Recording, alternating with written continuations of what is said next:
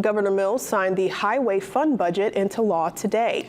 The compromise agreement creates a sustainable source of funding, moving away from previous sources like the gas tax.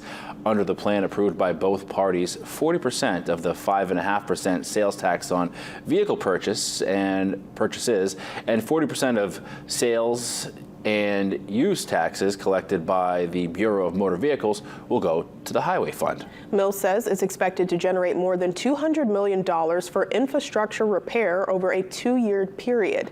DOT Commissioner Bruce Van Note says it's taken 20 years just to get to this point.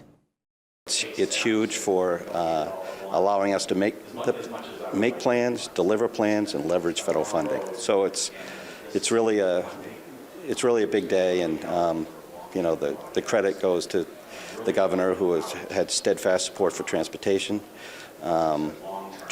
committee, appropriations committee, and the tax committee, who actually working on a bill kind of came up with the core of the idea.